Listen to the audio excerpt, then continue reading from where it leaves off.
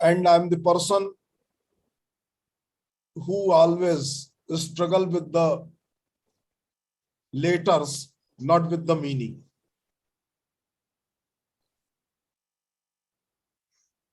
But it is difficult to disseminate, impart the pedagogy and technology of teaching, learning,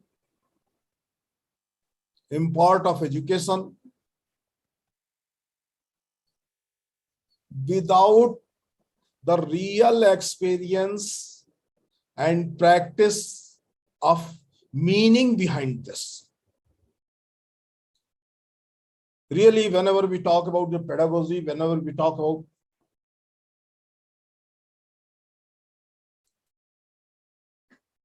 the methodologies of teaching, this is not mere technology.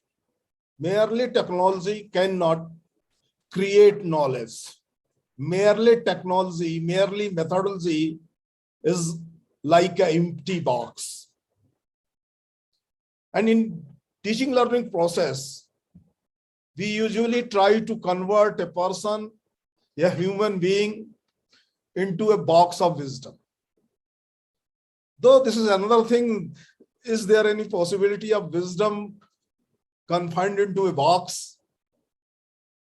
Or wisdom is a experience, wisdom is a vision which always manifest out of the box. This is very same with the educational technologies also. As I discussed earlier in the very day of the inauguration of this course, and I hope most of friends were there.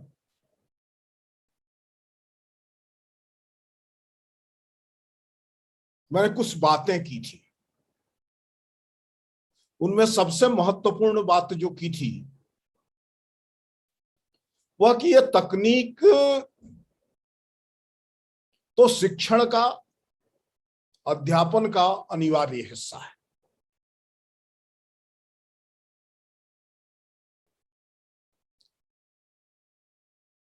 Medium बदलेगा, mode नहीं। The change in technology is the change of medium, there is no change in mode. Every teaching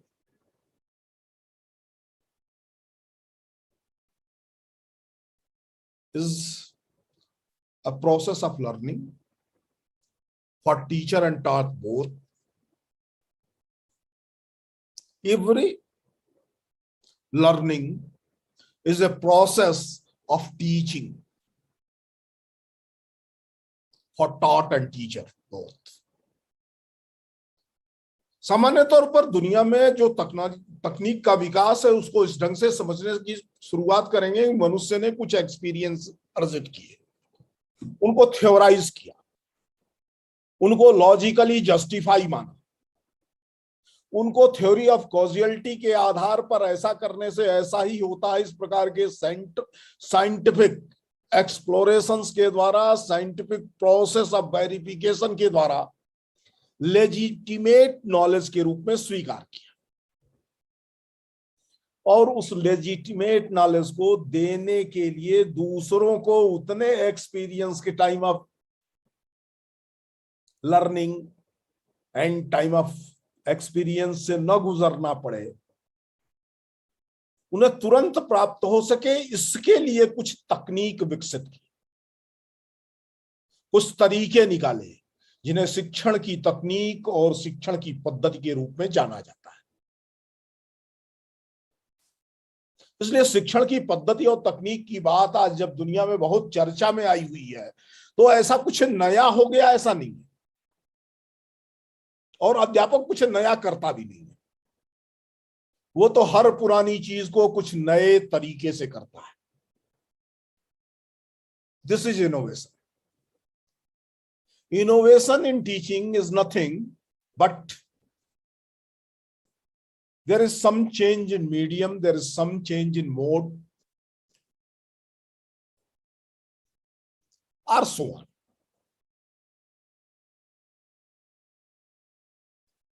आप सारे लोगों ने बहुत सारी चर्चा की होगी। मैंने सामान्य रूप से जो एक लेक्चर का मॉडल चल रहा था और जो मजबूरी भी थी कि हम जब इस ई प्लेटफॉर्म पर पढ़ने, सीखने, समझने और बताने की कोशिश कर रहे हैं तो इसकी लिमिटेशंस में कुछ करने की कोशिश करें। मैंने पीछे भी कहा था, आज भी कह रहा हूं कि I am not very much familiar with these technologies.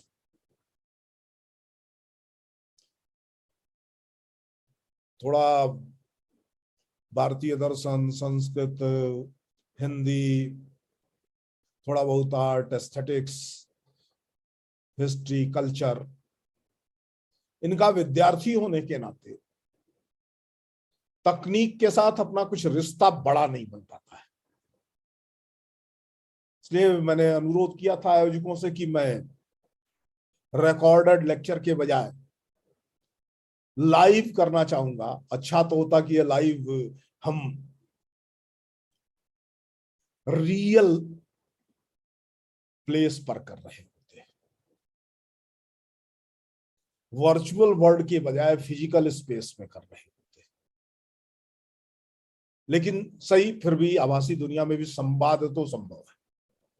तो मैंने तरीका बदलने की कोशिश की कि मैं एक भूमिका रखता हूं और उसके बाद से हमारे मित्रों ने हमसे ज्यादा पढ़ा रखा है, उसके साथ वो कुछ फीडबैक मुझे देंगे जो उनको समझ में आया है। फिर उन सबको जोड़ते हुए मैं कोशिश करूंगा कि इस विषय के साथ न्याय कर सकूं और बच सकूं उससे जो अभी तक लगातार चला आया है।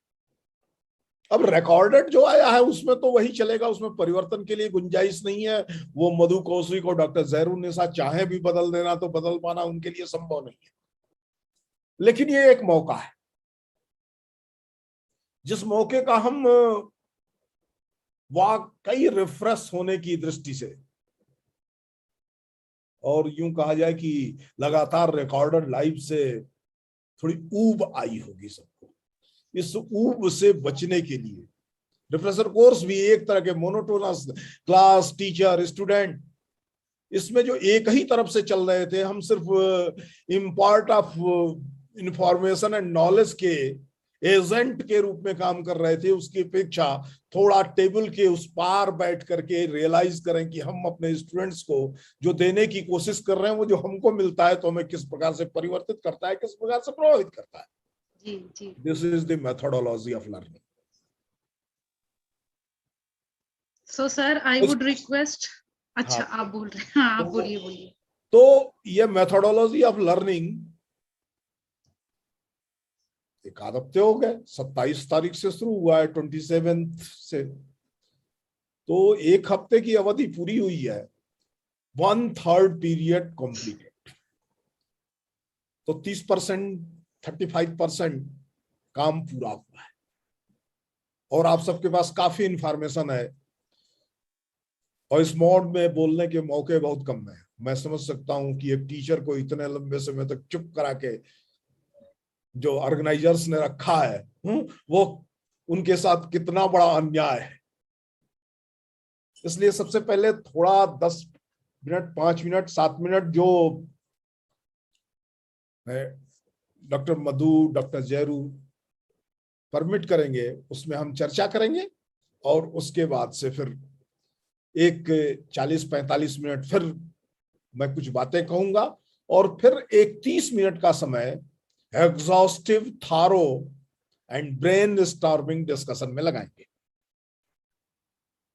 जी, thank you very much, sir. Now I would request our participants who are connected with us through YouTube can post their feedback and what kind of queries they have, what they want to know from sir, so they can post. You have 5 minutes time, participants. You can post your questions as well as your observation, and then we will proceed after that. जरूर sir अभी यहाँ जुड़े हुए हैं।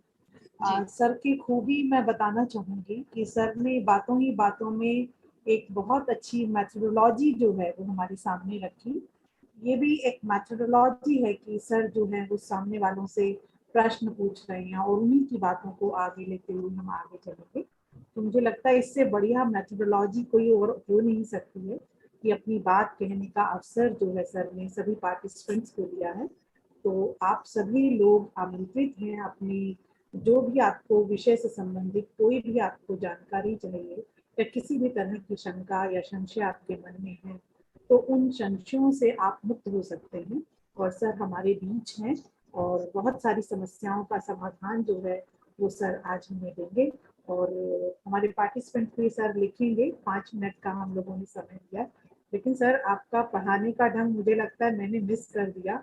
मैंने philosophy नहीं ली, मैंने Hindi literature लिया।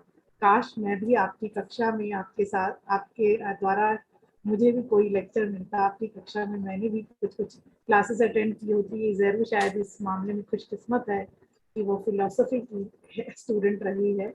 हालांकि हमारी बहुत लंबी बात होती है फिलॉसफी और लिटरेचर को लेकर। और आजकल तो सर सब चीज़ें टेक्नोलॉजी ऐसी घुल मिल गई है सब सब्जेक्ट्स को लेकर। तो लिटरेचर में सर जैसे टेक्नोलॉजी हम लोग यूज़ कर रहे हैं आजकल, और हिंदी के विद्यार्थी और हिंदी की अध्यापिका होने के नाते बहुत सारे लोग जो हैं वो लिटरेचर में टेक्नोलॉजी के प्रयोग से बचते हैं। तो उनका ये बचना जो है कहाँ तक संभव हो पाएगा, मुझे तो ऐसा नहीं लगता, क्योंकि आप पहले ही कह चुके हैं कि तकनीक जो है वो शिक्षा का अनिवार्य अंग बन चुकी है। तो इससे अब कोई बच नहीं सकता है। तो ऐसे में एक साहित्य का विद्यार्थी और एक साहित्य के जो अध्यापक हैं वो इस टेक्नोलॉजी को आसानी से बहुत सरलता से कैसे अपने जीवन में उतारें, कोई इस और अगर आप दिशा दे सकें तो बहुत बहुत आपके लिए धन्यवाद, शुक्रिया होगा सर। क्योंकि हिंदी के भी बहुत सारे प्राध्यापक हमारे यहाँ जुड़े हुए हैं जो अलग अलग विश्वविद्यालयों से यहाँ पर आए हैं और उन्होंने हमसे रिक्वेस्ट भी किया कि आप हिंदी में भी लेक्चर करवाइए, अंग्रेजी में ही नहीं। तो हमने एक संतुलन बनाने की कोशिश की है, बैलेंसिंग रख के हम चले हैं इस कार्यक्रम में। तो सर आप साहित्य के विद्यार्थियों और साहित्य के प्राध्यापकों के लिए कुछ टेक्नोलॉजी से संबंधित कुछ हमारे ज्ञान वर्धन कीजिए सर इसमें।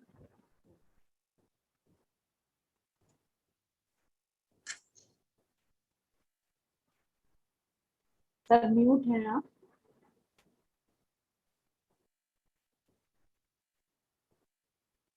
एक आध और प्रश्न अगर आ रहे हो तो जी, उनको जी, जी sir I can see there are 2 questions, 2-3 हैं। लोग तो आपके लेक्चर की तारीफ ही लिख जा रहे हैं। We are getting so many messages, lovely messages for you. पर क्वेश्चंस है सर, पहला क्वेश्चन जो है वो है कि what are the technical method traditionally and new able to enhance teaching skills. तो मुझे लगता है पार्टिसिपेंट्स वांट टू नो कि how traditional method of teaching as well as the new method of teaching is able to enhance, मतलब कि they want to know the traditional method as well in order to enhance their teaching skill. Second question is how technology involved in today's time, मतलब technology आज, as we all know, that taking a very integral space in teaching. So how it is involved, they want to know this question. Also they have another question कि can we introduce Gurukul Parampara in that, in this time, present time? Can we say that Gurukul Parampara is relevant in present context? Because we have already shared your abstract, so they have question related to that also. How theory and technological practice are intertwined to each other. So theory or technology, which is always considered as a practical aspect of scientific knowledge, are intertwined, connected with each other. तो ये 4 question sir, ये सारे question जो हैं participant want to no. और एक और भी है, please sir, please suggest what do you think, what is the best technical method to teach our student. So they want your opinion as well कि how do you teach and what is the best method according to you. सबसे पहले जो literature के लोग हैं जी, वहीं से शुरू करते हैं, पहला सवाल वहीं। हाँ sir, this is what I want to know. I want to tell you also that we have participants from various disciplines. Some are from science background, Hindi literature के भी बहुत सारे participants we have, and philosophy and technology engineers also. they are also our participants. तो आपको सबको ध्यान में रख के बोलना पड़ेगा। हाँ, तो वो हिंदी के खड़ी बोली के पहले कवि के रूप में जाने जाने वाले हिंदवी के कवि अमीर खुसरो के जीनियस जैसा तो मैं हूं नहीं कि कोई कुत्ते पर कविता सुनना चाहे, कोई ढोल पर कविता सुनना चाहे, कोई खीर पर कविता सुनना चाहे, और सबको गूंथ करके एक कविता सुना के छुट्टी पा जाऊं। वो कविता कैसे है मुझे विस्मृत हो रहा है। खीर बनाई चितन से, चरखा दिया चलाए, आया कुत्ता खा गया, तू बैठी ढोल बजाए। This is the technology. There are more question we will take up later on. बहुत हाँ, सारे और भी क्वेश्चन आ रहे हैं, हम में करते हैं। जी जी जी बिल्कुल। This is the technology. ये टेक्नोलॉजी क्या है? ये एक मीटर है छंद का, दोहे का, और लोगों की इच्छाएं बहुत हैं उस मीटर में, और जल्दी से बात को कहना भी है। वो कहानी यह है कि अमीर खुसरो कहीं जा रहे थे, प्यास लगी थी, कुछ महिलाएं कुएं पर पानी भर रही थी, और उन्होंने जब पहचान लिया कि अमीर खुसरो है, सूफी अमीर खुसरो है, कवि अमीर खुसरो है, तो कहा पानी तो हम तब पिलाएंगे जब कविता सुनाओगे। उसने कहा सुनाता हूं। तो कहा नहीं नहीं, अपने मन की मत सुनाओ, जो हम कहते हैं उस पर सुनाओ। तो एक ने कहा कि खीर पर सुनाओ, एक ने कहा कुत्ते पर सुनाओ, एक ने कहा चरखे पर सुनाओ, एक ने कहा ढोलक पर सुनाओ। तो he was the genius. He used the technology of composing a couplet और उनके ही वाक्यों को कविता में कन्वर्ट करता है। खीर बनाई जतन से, चरखा दिया चलाए, आया कुत्ता खा गया, तू बैठी ढोल बजा। ये कविता हुई भी नहीं और कविता नहीं हुई ऐसा कोई कह नहीं सकता है, सबके विषय भी है। हम टीचर के रूप में बहुत कुछ बताना चाहते हैं, लेकिन सबको कक्षा में बता पाना संभव नहीं, और आभासी कक्षा में तो और भी संभव नहीं है।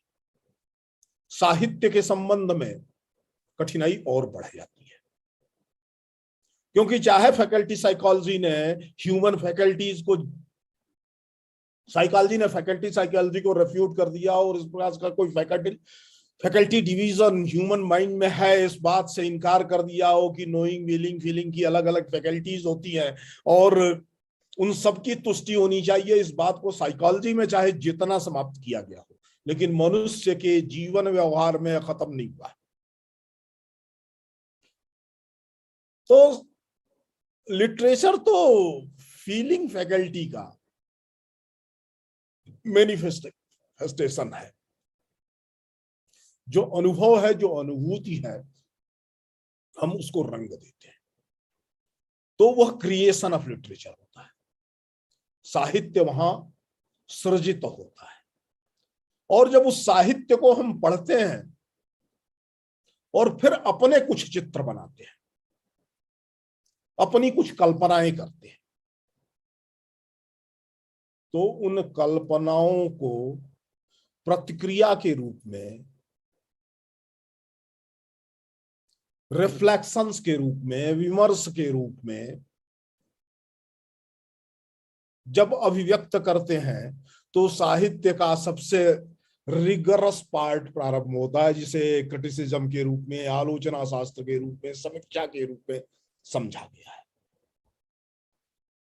और जो भी अभिव्यक्त हो रहा है, prose, poetry, song, dance, drama, जिस किसी भी रूप में, ये सबको ठीक से समझ में आए, इसके लिए कुछ रूल्स, कुछ लिमिटेशंस लादे भी जाते हैं। इनको ड्रामेटोलॉजी के रूप में, और इनको पोएटिक्स के रूप में, और कभी कभी ग्रामर के रूप में भी समझा जाता है। These all are the technologies. साहित्य भाषा की तकनीक से परे किसी तकनीक का प्रयोग नहीं करता है, और भाषा भी अपने आप में एक टेक्नोलॉजी है। उस टेक्नोलॉजी का उपयोग करते हुए मनुष्य के एक्सपीरियंसेस को, उसके रियलाइजेशंस को, उसके फील को, उसके अनुभव को, उसकी भावनाओं को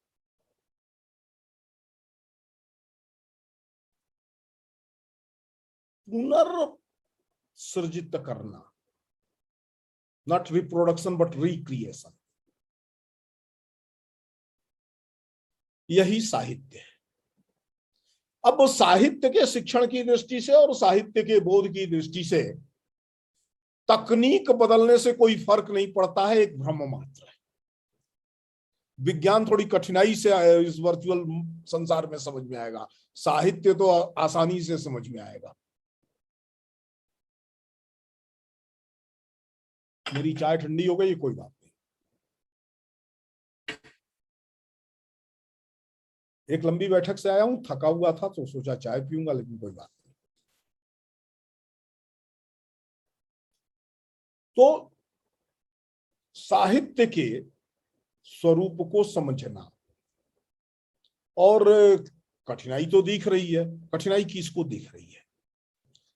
रचनाकार को, पाठक को, आलोचक को।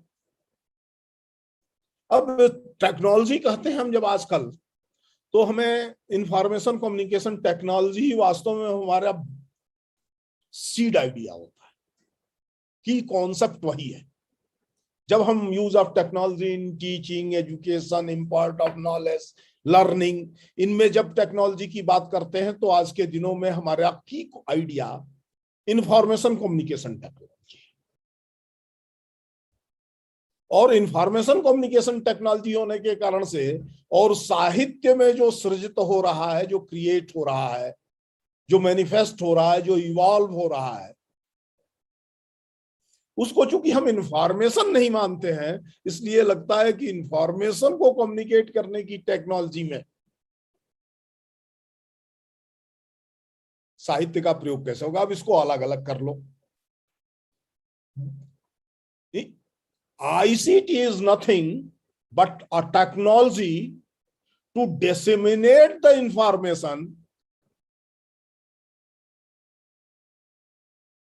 and to communicate the feelings at the in a very real time. सूचना प्राप्त होने के क्षण में उसको विस्तारित करने, विस्तीर्ण करने, वितरित करने, और अनुभव अनुभूति के होने के क्षण में ही उसको संप्रेषित करने, उसे संवाद के रूप में प्रस्तुत करने का जो तरीका है वो इंफॉर्मेशन कम्युनिकेशन टेक्नोलॉजी है। इंफॉर्मेशन कम्युनिकेशन टेक्नोलॉजी का मतलब डिजिटल वर्ल्ड नहीं है। पहले तो ये बहुत भ्रम मन में निकाल देने की आवश्यकता।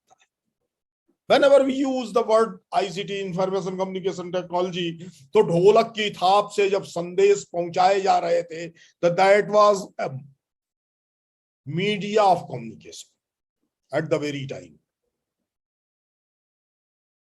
पूरे भारत के अंदर एक गांव से दूसरे गांव के बीच 16वीं 17वीं शताब्दी तक यूं जाता था कि बड़े बड़ी मीनार जैसी इमारतें बनी थी गांव के बाहर, और उस पर नगाड़े रखे जाते थे। उन नगाड़ों से वैसे ही कम्युनिकेट किया जाता था जैसे, पता हम सबको तो याद होगा, एक टेलीग्राम के लिए एक टेलीग्राफ नाम का यंत्र होता था, टेलीप्रिंटर, जिसका आगे का संस्करण बना। तो उस टेलीग्राम के जगह आने में जिस ढंग से कोड्स का उपयोग करते हुए, बाइनरी कोड्स का उपयोग करते हुए मीनिंग को कम्युनिकेट किया जाता था, वह भी एक टेक्नोलॉजी थी। वो डिजिटल टेक्नोलॉजी नहीं थी, वो एनालॉग टेक्नोलॉजी भी नहीं थी, वो पूरी तरह से बाइनरी टेक्नोलॉजी थी, इसलिए उसकी गति थी। साहित्य को भी संपूर्ण अर्थ को ठीक दिशा में प्रस्तुत करने के लिए जितना ही गतिवान संप्रेषण का माध्यम होगा, उतना ही सही अर्थों का संप्रेषण होगा। इसलिए है टेक्नोलॉजी, डिजिटल वर्ल्ड की टेक्नोलॉजी साहित्य, कला और संस्कृति के विषयों को संप्रेषित करने के लिए विज्ञान और तकनीक के विषयों की अपेक्षा ज्यादा उपयोगी है। अब ये कोई कह सकता है कि संवेदनाएं कैसे संप्रेषित होंगी? तो कक्षा में संवेदनाएं नहीं संप्रेषित होती। साहित्य पढ़ाते समय हम कक्षा में संवेदनाओं का संप्रेषण करते हैं तो संवेदनाएं संप्रेषित नहीं हो सकती। साहित्य पढ़ाते समय जब हम समानुभूति का वातावरण निर्मित करते हैं, एनवायरमेंट ऑफ एम्पैथी क्रिएट करते हैं,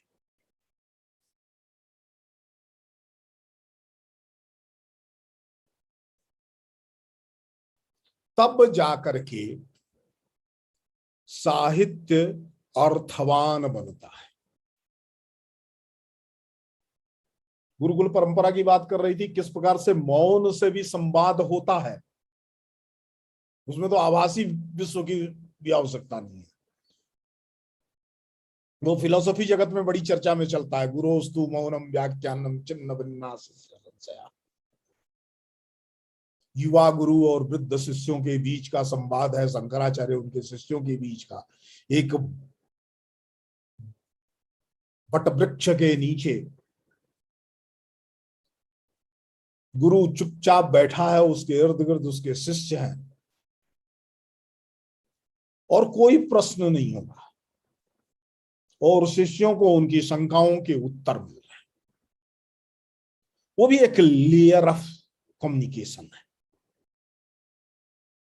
और हम सारे लोगों को अनुभव होगा अपने विद्यार्थी के साथ, जब हम इनफॉर्मल रूप से बात करते हैं, अपने चैम्बर में बुलाया, अपने क्यूबिकल में बुलाया, उससे हाल चाल पूछा, उससे कोई पढ़ाई लिखाई की बात नहीं की, उसके घर की बात नहीं की, लेकिन उसकी बहुत सारी समस्याएं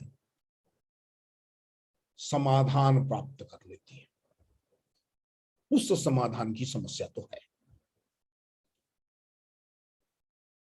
इसलिए इंफॉर्मेशन कम्युनिकेशन टेक्नोलॉजी का ये जो नया मॉडल है, मनुष्य का सब्स्टिट्यूट थोड़ी हो सकता है। ये मनुष्य के लिए सहयोगी है, उपकारक है। हर तकनीक मनुष्य के लिए उपयोगी है, उपकारक है, कारक नहीं है।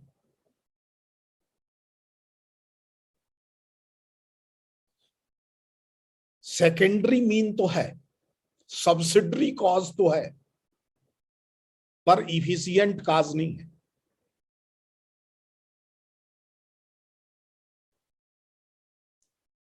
अब इंफॉर्मेशन कम्युनिकेशन टेक्नोलॉजी के बारे में कल्पना करिए तो हमारे फिंगर टिप में दुनिया का समस्त साहित्य है।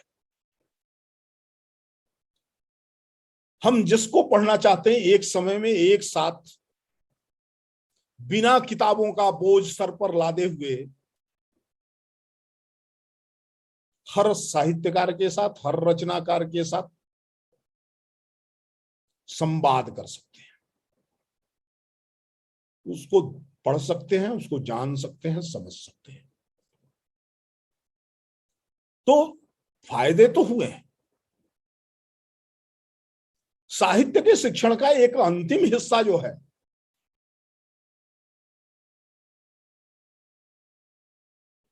उसमें थोड़ा ये कम उपयोगी है, क्योंकि उसकी आदत नहीं है। वो क्या है, जिसको हम विमर्श के नाम पर कहते हैं।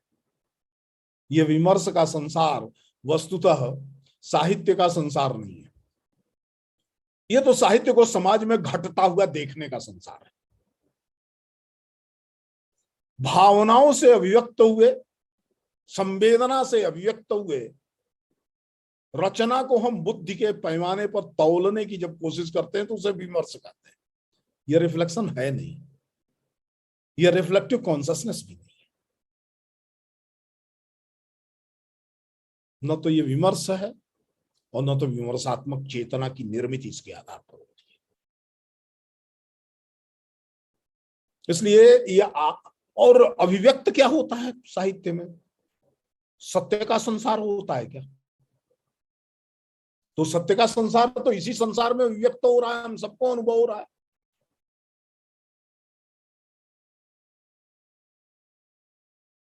उससे वह अर्थ क्यों नहीं बनता है?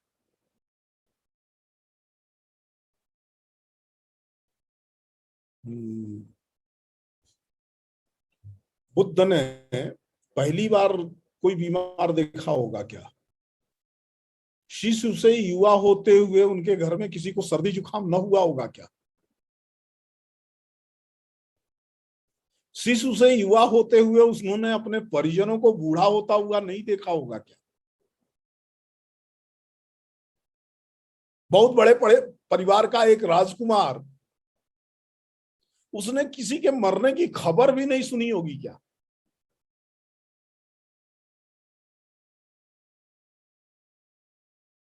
लेकिन कोई एक क्षण हुआ होगा जब उन्हें बुढ़ापे का, रोग का, मृत्यु का,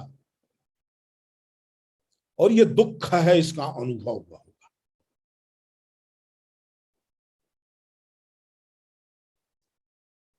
और वो बहुत दूर के संसार से होता है। दुख अपना हो जाता है तो दुख शिक्षा नहीं देता है। दुख दूसरे में होता है और उसके साथ एम्पैथी बनती है तो दुख बोध देता है, शिक्षण देता है। इस बात को समझ करके साहित्य को पढ़ाए जाने पर यह आभासी संसार साहित्य के शिक्षण और विस्तार का बड़ा संसार बन सकता है।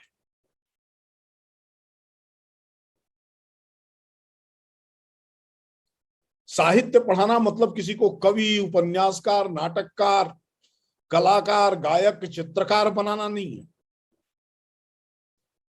किसी प्रकार का संस्कृति कर्मी और साहित्य कर्मी बनाना नहीं है।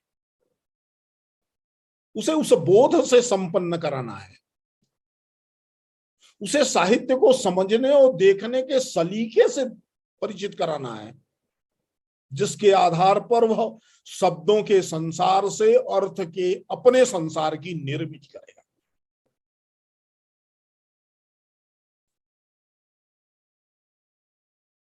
साहित्य शब्दों का संसार प्रस्तुत करता है जिसमें अर्थ छिपे होते हैं। यदि अभिधार्थ ही प्रस्तुत हो, डिक्शनरी मीनिंग से ही साहित्य समझा जा सकता, तो साहित्य के शिक्षण के लिए कोई आवश्यकता नहीं है। और डिक्शनरी मीनिंग जो शब्दों की है उसके आधार पर ही अगर प्रयोग से साहित्य रचा जा सकता था तो भी उसके शिक्षण की कोई आवश्यकता नहीं है। क्योंकि डिक्शनरी मीनिंग जो है वो मीनिंग तो हम रोज के व्यवहार से अर्जित करते हैं, और साहित्य के अर्थ रोज के व्यवहार में कल्पना का समरूप, समानानुपातिक जब सम्मिश्रण होता है तब जाकर के अभिव्यक्त होता है।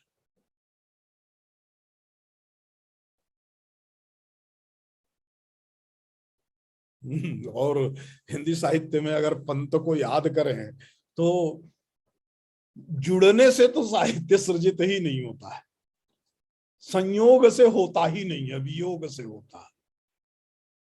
वियोगी होगा पहला कवि, आह से उपजा होगा गान।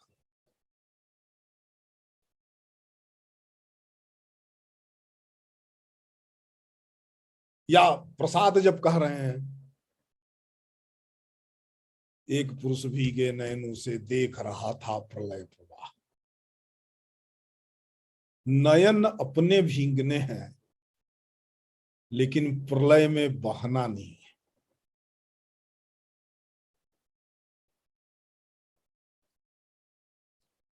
आंखों में बहते नीर से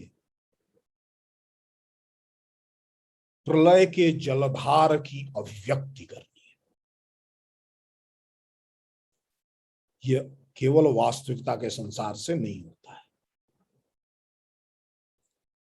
इस लोक धर्मी अनुभव में, लौकिक अनुभव में जब नाट्य धर्मी का, विचित्र कल्पनाओं का समावेश होता है तब जाकर के साहित्य इसलिए ये तकनीक, digitization of knowledge and experiences, ये और अधिक विचित्र कल्पनाओं के लिए विशाल अवसर दे रही है। और साहित्यकारों के लिए तो कहेंगे आजकल लिखना और छापना भी सस्ता हो गया, तो यह आर्थिक दृष्टि से भी साहित्यकारों के लिए लाभप्रद है।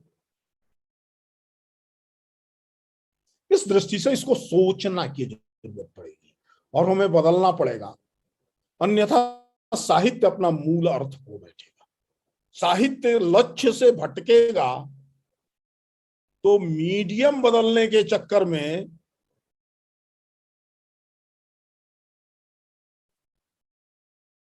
वह अपने को ही समाप्त कर बैठेगा। हुआ भी, तो वो लंबा समय इस पर चर्चा नहीं की जा सकती है, तो बहुत लंबा समय इस पर न चर्चा करते हुए अगले कुछ प्रश्नों पर आते हैं। एक प्रश्न आया था कि गुरुकुल पद्धति क्या लागू की जा सकती है, इस टेक्नोलॉजी के से क्या वास्तविक शिक्षा दी जा सकती है, इस टेक्नोलॉजी का उपयोग करने से क्या हम पारंपरिक जो शिक्षा है उसको यथारूप में ले आ सकते हैं, इत्यादि प्रकार के सवाल सामने आए।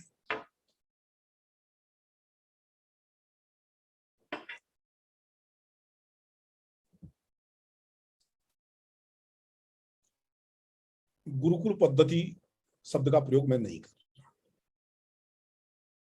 मैं दो तीन प्रकार की शिक्षा प्रणालियों की चर्चा कर रहा हूं। एक शिक्षा प्रणाली की चर्चा करनी थी, गुरोस्तु मौनम व्याख्यानम छिन्न भिन्ना शिष्य संशया। तो अब चलते हैं दूसरी ओर, सॉक्रेटिस के मेथड ऑफ एजुकेशन की ओर चलते हैं। वो क्या है? डायलॉग मेथड के रूप में हम जानते हैं, संवाद पद्धति के रूप में हम जानते हैं। सवाल खड़े करता है खुद से, दूसरों को सवाल पूछने के लिए कहता है और संवाद करते हुए, बातचीत करते हुए वह एक निश्चित अर्थ की निर्मित करता है।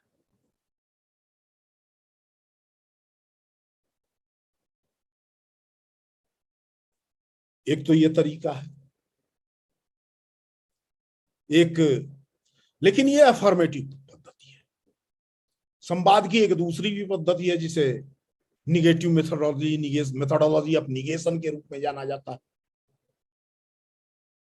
जो असंगत है, जो नहीं होना चाहिए उसका निषेध करते हुए, उसको खंडित करते हुए, उसका प्रत्याख्यान करते हुए, through the refutation and negation of absurd and inconsistent, हम एक संगत, सुसंगत, सामंजस्यपूर्ण अर्थ की तलाश करते हैं। लर्निंग की दृष्टि से यह तरीका सबसे अच्छा तरीका है, और जो लर्निंग की दृष्टि से अच्छा तरीका होगा वो तरीका टीचिंग की दृष्टि से भी अच्छा ही तरीका होता है। क्योंकि जब टीचिंग और लर्निंग के बीच आप डाइकोटॉमी करोगे तो बीच में कोई एक गैप होता है, उस गैप से बचने की आवश्यकता पड़ती है। नए मोड जो आए हैं, ये नए मोड विशेष करके ये संसार में हम आज चर्चा कर रहे हैं, ये ग्रुप डोमेन में लर्निंग प्रोसेस को नहीं चलाते हैं, ये पर्सनल स्पेस में ही चलाते हैं, पर इंडिविजुअल डोमेन में ही चलाते हैं।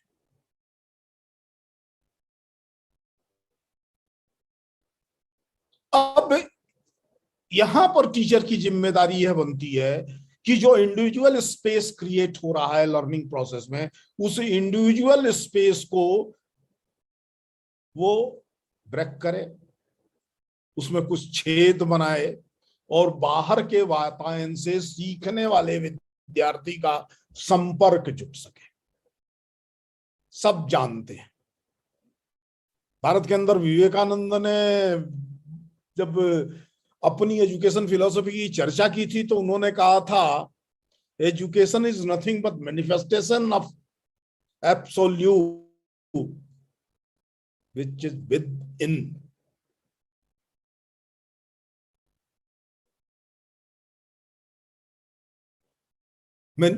Perfection of manifestation of perfection ही है, and perfection is not beyond और out of human being, that is within a human being. Education की पूर्णतावादी दृष्टि इसी पर चल रही थी। होलिस्टिक अप्रोच या एब्सोल्यूटिज्म की जो थ्योरियां थी वो थ्योरियां इसी आधार पर चल रही थी कि वस्तुतः कोई ऐसी चीज नहीं है शिक्षा में जो बाहर से डाली जाएगी।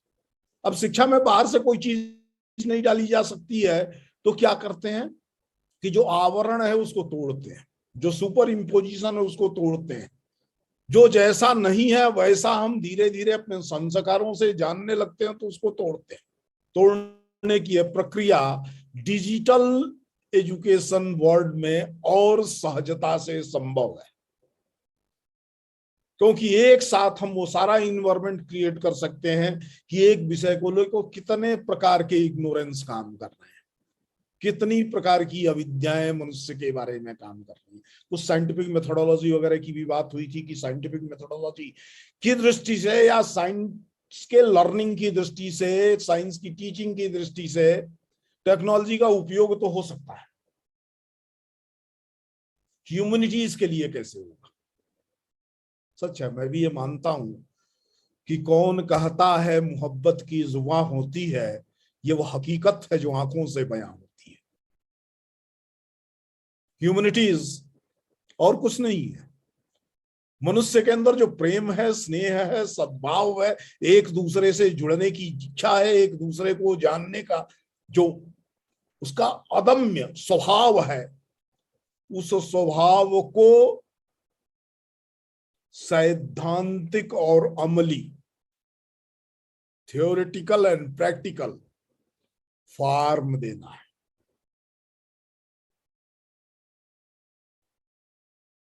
सिद्धांत के रूप में भी जानेंगे और उसको अमली जामा कैसे पहचाना जा सके, पहनाया जा सके, इसको भी जानेंगे। विज्ञान तो थ्योरी है और कुछ नहीं है। न्यूटन ने सेब नीचे गिरते हुए देखा और एक वैज्ञानिक सिद्धांत को जन्म दिया। नियम तो काम कर रहा था पहले भी, उसके पहले सेब ऊपर थोड़ी जाते थे, पहली बार न्यूटन के स्तर पर थोड़ी गिरा था। तो विज्ञान तो था, सेब गिरा करके ही विज्ञानों को बताया जा सकता है ऐसा तो सब नहीं है।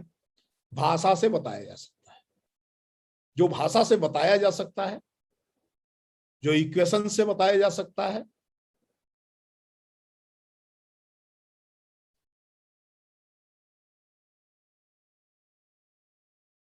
वह किसी भी रूप में बताया जा सकता है, किसी भी मीडियम के द्वारा बताया जा सकता है। इसलिए हमको आसान लगता है।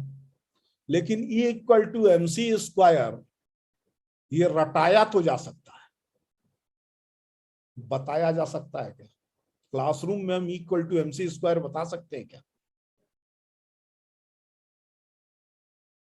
लेबोरेटरी में बता सकते हैं क्या? वास्तव में प्रकाश की गति को हम अपनी लेबोरेटरी और अपने क्लासरूम में नाप करके विद्यार्थी को बता सकते हैं क्या? नहीं बता सकते।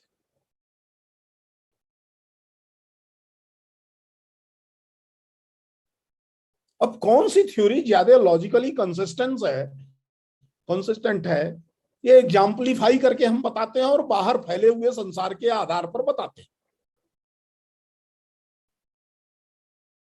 ये इस संसार में करना कौन सा आभासी संसार में कठिन काम है, इसमें तो और कल्पनाओं के लिए जगह बनी हुई है। जो ज्यादा कल्पनाएं जहां हो सकती है वहां आसानी से बताया जा सकता है। कैसे? एक मैं कहानी से इस बात को पूरा करूंगा, और कहानी सबके परिचित है, कोई नई कहानी नहीं बता रहा। हम सब जानते हैं कि महाभारत के युद्ध में भगवत गीता लिखी गई, कही गई। भगवान श्री कृष्ण कोई एम्पलीफायर लगा करके तो बोल नहीं रहे थे।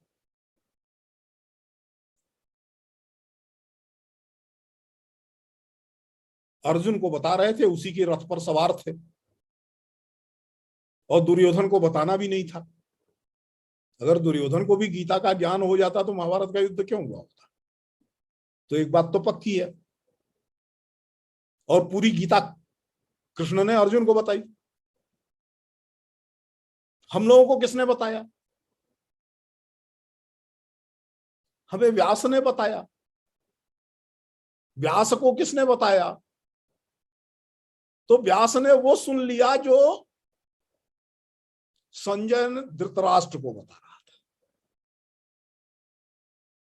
और मैंने भगवत गीता पढ़ी है, मुझे लगता है मैंने फर्स्ट ऑर्डर भगवत गीता पढ़ ली है। जब मैं भगवत गीता पर बात करता हूं तो मुझे लगता है कि मैं प्राइमरी सोर्सेस पर बात कर रहा हूं। अब कितने ऑर्डर वहां हो गए।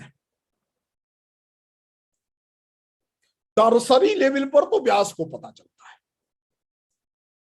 कृष्ण ने अर्जुन को बताया, जो कृष्ण ने अर्जुन को बताया वो संजय ने धृतराष्ट्र को बताया, और जो संजय ने धृतराष्ट्र को बताया वो व्यास ने हम लोगों को बताया।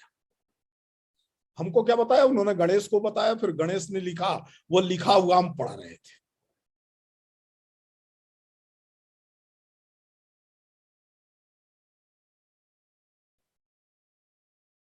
तो हम अपने क्लासरूम में क्या वो एकदम ओरिजिनल ऑथेंटिक बातें बता रहे होते हैं? एकदम हमने जस्ट रियलाइज किया है। जब टेक्नोलॉजी के उपयोग की बात आती है तो ये सारे सवाल खड़े होते हैं मन में कि वो कैसे करेंगे, फर्स्ट हैंड एक्सपीरियंस कैसे देंगे। We are not having any type of first hand experience. We are not the creator of the knowledge, but we are going to import and interpret the knowledge. And every interpretation is nothing but misinterpretation, because everyone interprets anything with their own viewpoint. अब इस view point के बनने में क्या होता है? उसका social cultural milieu होता है। अब टेक्नोलॉजी का पार्ट इसमें कितना आ गया? वही टेक्नोलॉजी का पार्ट है कि जिस तकनीक से संजय ने सुन लिया और दुर्योधन ने नहीं सुना। अब वो रिसीविंग सिस्टम दुर्योधन के पास नहीं रहा होगा, संजय के पास रहा होगा। अर्जुन ने सुना, और अर्जुन पूरा समझ करके क्या करता है, उसमें तो तमाम रास्ते कृष्ण बताते जाते हैं। पहले डांटते हैं, जैसे हम क्लासरूम में टीचर्स अपने स्टूडेंट्स को बताते हैं ना, हायर एजुकेशन वाला हो चाहे प्राइमरी स्कूल वाला हो, वो ये बताने की कोशिश करता है कि मैं तुमसे ज्यादा जानता हूं, कि मैं तुम्हारा टीचर हूं, है ना। तो मधु जी और जयरूर साहब, मुझे आप जो है तो अपने जेस्चर से बताइए कि है कि नहीं है। बिल्कुल सही बात है सर, है ना। नहीं, आवाज करने की भी जरूरत नहीं है, जेस्चर से भी पता चल जाएगा। और वो क्या करते हैं इंग्लिश में, वो भी वही करते हैं, वही डांटते हैं। वो करता है, ये समस्या आएगी, नहीं लड़ूंगा क्योंकि ये समस्या आएगी, ये समस्या आएगी, ये कठिनाई है, मैं क्यों करूं अपनों को मार करके, किस प्रकार का राज्य लूंगा, इस विजय का क्या मतलब है, इतनी हिंसा का क्या मतलब, वगैरह वगैरह सारे सवाल करते हैं। पहले तो कृष्ण डांट देता, असोच्यान सोचस्तम प्रज्ञापादा सभास से, कितने बड़े मूर्ख हो जी तुम, उन पर विचार कर रहे हो जिन पर कोई बुद्धिमान पुरुष विचार नहीं करेगा, और बातें बुद्धिमानों जैसी कर रहे हो। हम अपने क्लास में ये करते हैं कि नहीं करते? वो जो भगवत गीता के काल में आज से 5000 वर्ष पहले हुआ था, वो आज भी चल रहा है कि नहीं चल रहा है? फिर भी ढीठ विद्यार्थी है अर्जुन।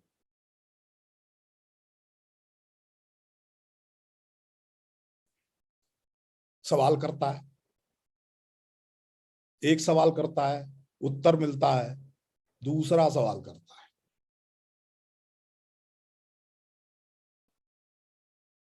उससे भी पूरा नहीं होता है। बहुत ढीठ विद्यार्थी है ना, हर अध्याय में 2-3 सवाल करता है। कृष्ण बताते जाते हैं, अंत में लगता है कि ये विद्यार्थी तो अंत में मेरी परीक्षा लेने को लगा है, लड़ेगा नहीं, अपना सारा टाइम खराब कर देगा। तो कहते हैं सर्वान् धर्मान् परित्यज्य मामेकं शरणं व्रज। ये सब जो संकल्प विकल्प तुम्हारे हैं, ये हो सकता है, वो हो सकता है, ऐसा होगा वैसा होगा, ये धर्म है, ये धर्म है, ऐसा करना चाहिए वैसा करना चाहिए, ये उचित है, ये अनुचित है, छोड़ो इसको और मेरा अनुसरण करो, जो मैं कहता हूं वो करो। और जैसे क्लासरूम में टीचर ज्ञान का विराट रूप अपने विद्यार्थी को दिखाता है, वैसा उन्होंने भी दिखाया।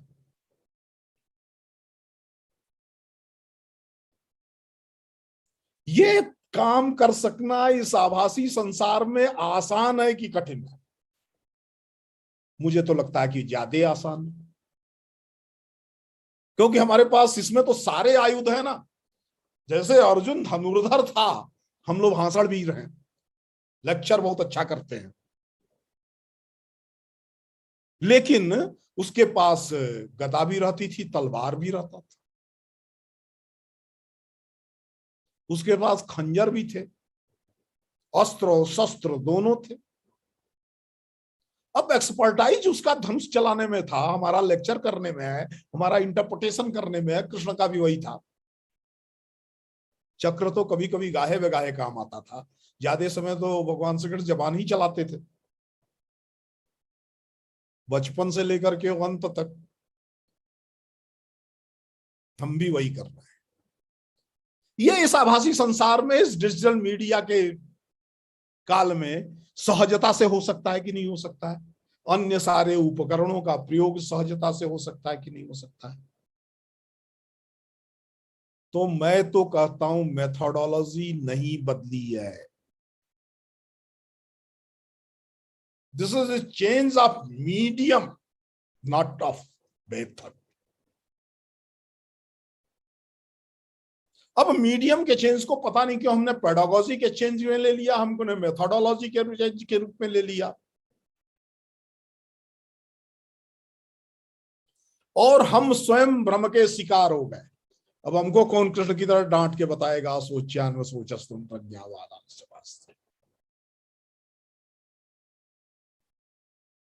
गुरुकुल सिस्टम में भी जी टूल्स का प्रयोग हो रहा था, गुरुकुल सिस्टम में भी डिस्टेंस एजुकेशन चल रहा था। एक तरफ पेड़ों के बीच लकड़ी और मिट्टी की बनी हुई मछली या चिड़िया छिपा करके तीरंदाजी सिखाई जा रही थी, वो टूल थे कि नहीं?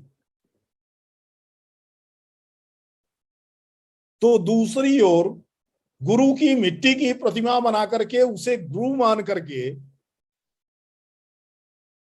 लर्निंग प्रोसेस चल रहा था, वो डिस्टेंस एजुकेशन था कि नहीं? अब जैसे जैसे मनुष्य के अनुभव का विस्तार हुआ, जैसे जैसे उसने उपकरणों का विकास किया, जैसे जैसे उसकी सूचनाएं बढ़ी, बेहतर उपकरण बनाने लगा। और हम आज डिजिटल वर्ल्ड में आ गए हैं, हम 3D प्रिंटर्स के वर्ल्ड में आ गए हैं, जहां आज मॉडल बनाने के लिए वो टेक्नोलॉजी के बड़े संस्थान हो चाहे स्कूल,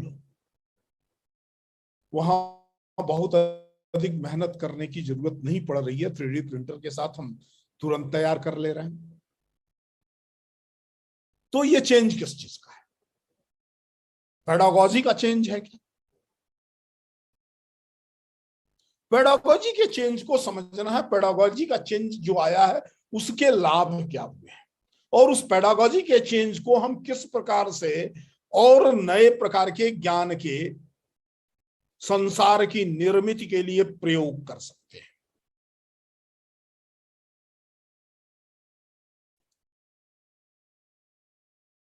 एक गिलास पानी पी लूं?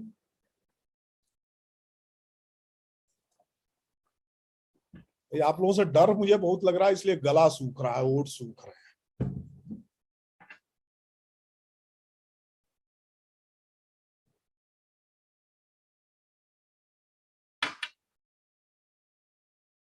लगा तो डर कृष्ण को भी बहुत होगा कि धनुष बाण लेके बैठा है, चला मध्य में तो खाली हाथ हूं, घोड़े की रास पकड़े हुए।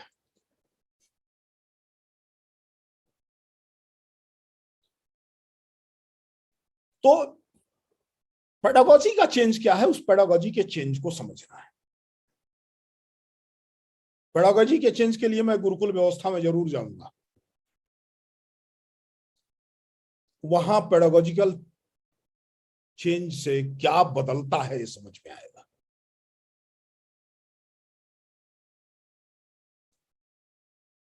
एक बार देवर्षि नारद, उपनिषद की कथा है, छांदोग्य उपनिषद की कहानी ही लीजिएगा, मैं ये नहीं कर रहा हूं ऐसा ही हुआ ही था, मैं उसका उपनिषद का अर्थ ही करता हूं कि मीनिंग के नजदीक ले आने के लिए जो एनोलॉजीज हैं, जो कहानियां हैं, story telling mode of teaching है, मेथड ऑफ टीचिंग है, वो उपनिषद है। अब स्टोरी टेलिंग एक नए मेथोडोलॉजी के रूप में विकसित हुआ है टीचिंग के क्षेत्र में, हम सारे लोग जान रहे हैं, पूरी दुनिया में बड़ी चर्चा हो रही है। उपनिषद इसी पर चलते हैं, वो तो स्टोरी टेलिंग की मेथड से ही जो है वो पढ़ाते हैं। तो कथा ये है कि सनक सनंदन सनत कुमार के पास देवर्षि नारद गए और उन्होंने सनक सनंदन सनत कुमार से 4 in 1 लोग थे,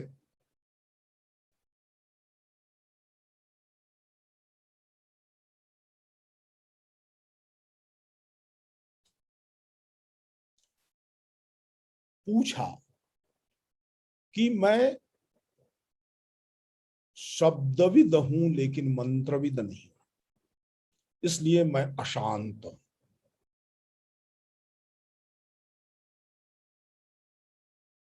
भगवान मुझे वह शिक्षा दीजिए जिससे मैं मंत्रविद हो सकूं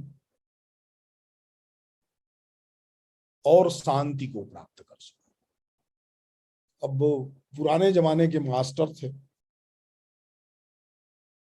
प्रोफेसर नहीं थे, हम लोग तो बस प्रोफेसर ही करते हैं। कम से कम मैं अपनी बात कर रहा हूं, आपके बारे में मैं विश्वास कर रहा हूं कि आप लोग प्रोफेसर नहीं करते, आप टीचिंग करते हैं। लेकिन मैं प्रोफेसर करने वाला उसको नहीं समझ पा रहा हूं जो सनक सनंदन सनत कुमार समझ पाए थे। उन्होंने कहा, अच्छा भगवान, तो आपने क्या क्या पढ़ा है ये तो बताइए, क्योंकि आप शब्दविद तो हैं, तो वह शब्द बताइए। You acquired letters but not meaning. I agree with this, but describe the letters and describe the spirit of the letters.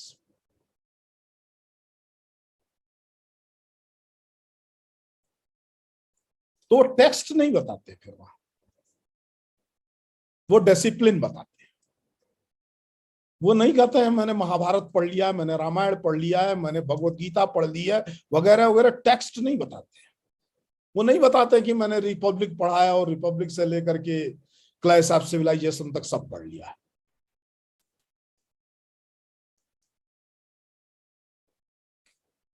क्योंकि उनके सवाल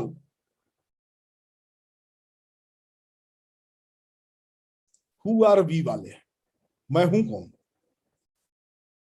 तो बताते हैं कि मैंने त्रयी पढ़ी है, मैंने पुराण पढ़ा है, पुराने इतिहास पढ़ा है, मैंने शिल्प विद्याएं पढ़ी हैं, मैंने आयुर्वेद पढ़ा है, मैंने ज्योतिष पढ़ा है, मैंने छंद शास्त्र पढ़ा है, मैंने वस्त्र विज्ञान पढ़ा है, मैंने रथ विज्ञान पढ़ा है, मैंने धनुर्विद्या सीखी है, मैंने गांधर्व विद्या सीखी है, और ऐसे 27-28 विषयों की सूची गिना देते हैं। और उसके बाद कहते हैं ये सब पढ़ लेने के बाद भी मैं अर्थविद नहीं हूं। शब्दविद।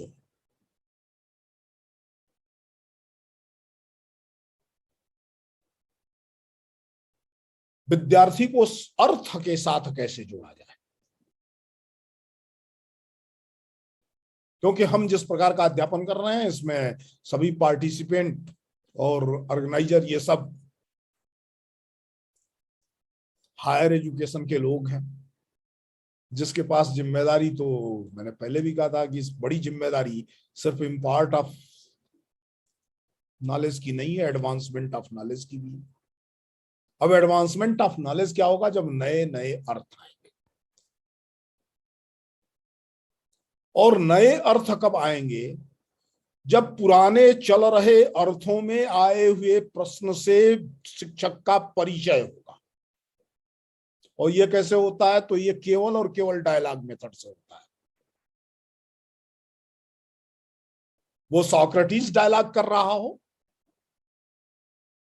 या सनक सनंदन सनत कुमार डायलॉग कर रहे हैं, गुरुकुल पद्धति वस्तुतः इसी डायलॉग की पद्धति है, जहां सभी स्तरों पर डायलॉग होता है। इंफॉर्मेशन कम्युनिकेशन टेक्नोलॉजी संवाद पद्धति की शिक्षण व्यवस्था को और अधिक मजबूत करने में उपयोगी है। अन्यथा 1 घंटे से 45 मिनट से लेकर के 1 घंटे तक के जो क्लास होते हैं उसमें हम जो कह करके आ जाते हैं उसका बड़ा छोटा हिस्सा हमारे विद्यार्थी तक पहुंचता है।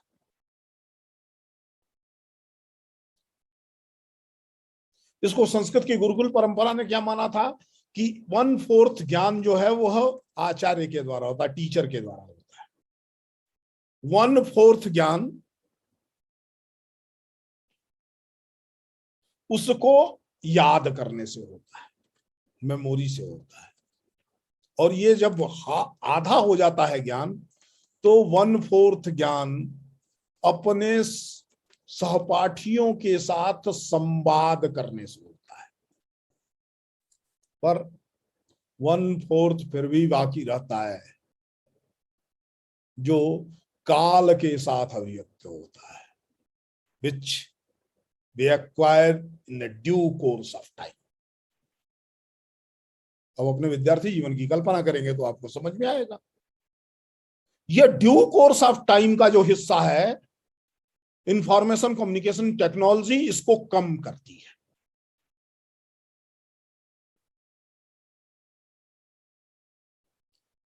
ये मेमोराइज करने के का जो कालखंड है, इस कालखंड को इंफॉर्मेशन टेक्नोलॉजी खत्म करती है।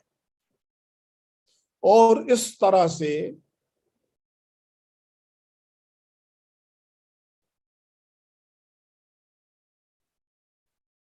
काल के साथ ज्ञान के विकास की गति बढ़ती है और बढ़ी भी है। दुनिया में जैसे जैसे टीचिंग टूल्स का विकास होता चला गया, शब्दों के बजाय अर्थों के संसार के द्वारा, मॉडल्स के द्वारा, प्रोटोटाइप्स के द्वारा, केस स्टडीज के द्वारा जैसे जैसे ज्ञान का विस्तार और डिसेमिनेशन बढ़ता गया है वैसे वैसे मनुष्य के सीखने की क्षमता बढ़ती गई है।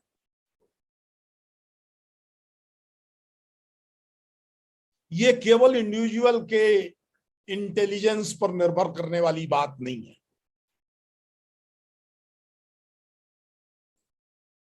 ये इंटेलिजेंस के आधार पर एक्वायरमेंट ऑफ नॉलेज के बीच का जो डिफरेंस है उस डिफरेंस को कम करने के लिए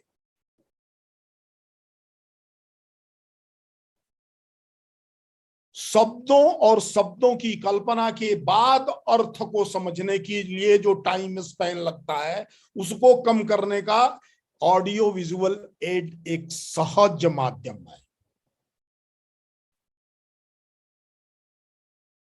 भारत की गुरुकुल परंपरा, आचार्य परंपरा के पीछे एक और मान्यता रही है। वो मान्यता मैंने शुरू में ही कहा था, वो अवसर आज ज्यादा उपलब्ध हो गए हैं। पुस्तकी भवेत पंडिता, जिसके पास किताबें हैं वही ज्ञानी है। डिजिटाइजेशन के संसार ने किताबों तक लोगों की पहुंच बढ़ाई है। इस दृष्टि से भी ज्ञान के संसार के विकास की दृष्टि से यह उपयोगी है, साधक है। और अंतिम बात मैं कहूंगा कि जो चेंज हुआ उस चेंज को समझने की जरूरत है। पीछे भी कहा था, उसको समझ करके उपयोग करेंगे कि क्लासरूम टीचिंग के प्रति विद्यार्थी का झुकाव कम हुआ है सभी स्तरों पर। 1.5 साल पहले की स्थिति की कल्पना करिए और उसके 10 साल पहले अगर कोई पढ़ा रहा हो, 5 साल पहले पढ़ा रहा हो, तो उसको अनुभव में आया होगा कि year by year, day by day हमारी कक्षाओं में उपस्थिति कम होती गई है, स्टूडेंट का आना कम हुआ है। हमने तो अनुभव अर्जित किया है इतने वर्षों में। पहले वर्ष अपने टीचिंग के जैसा पढ़ा रहे थे, उससे बेहतर ही हमने पढ़ाया होगा 5वें वर्ष, होता ही है। लेकिन अटेंडेंस क्यों कम हो रही है? आखिर विद्यार्थी क्लास में आना क्यों नहीं चाहता है? क्योंकि टेक्नोलॉजी ने उसे इंडिविजुअल स्पेस में, पर्सनल स्पेस में सीखने के इतने अवसर उपलब्ध कराए हैं कि वह यह मानता है कि इस स्पेस में हम सीख रहे हैं तो क्लासरूम में जहां सबके साथ चलना पड़ता है, उसकी अपेक्षा सहजता से सीख सकते हैं। क्योंकि क्लासरूम में तो हम औसतीकरण के कानून का प्रयोग करते हैं, न तो हम बैक बेंचर के लिए पढ़ा रहे होते हैं, न हम फ्रंट लाइनर के लिए पढ़ा रहे होते हैं, न अंतिम रूप से कमजोर विद्यार्थी के लिए पढ़ा रहे होते हैं, उसके लिए रेमेडियल कर रहे हो, बात अलग है। लेकिन उस क्लासरूम में तो नहीं कर रहे होते,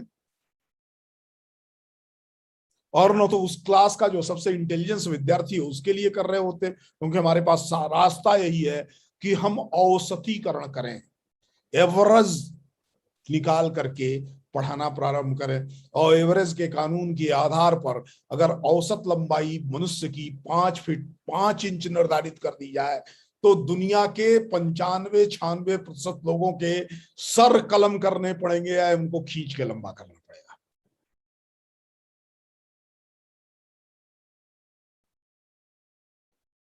इसलिए इस मोड ने एक ब्लेंडेड रास्ता निकाला है जिसमें स्टूडेंट को एक साथ ग्रुप स्पेस में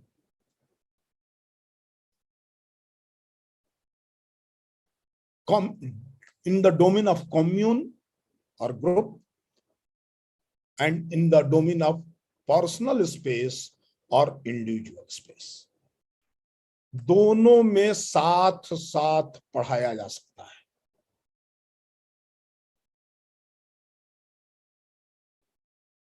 This technology is always used in the Gurukula system.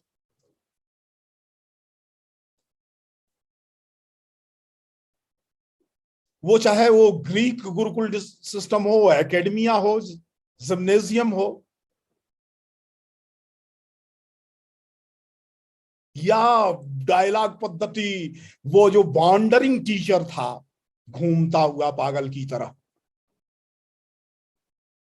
वो पढ़ा रहा हो, वो सांदीपनि पढ़ा रहे हो, वशिष्ठ पढ़ा रहे हो, द्रोणाचार्य पढ़ा रहे हो, सबने इस मेथोडोलॉजी का उपयोग किया था।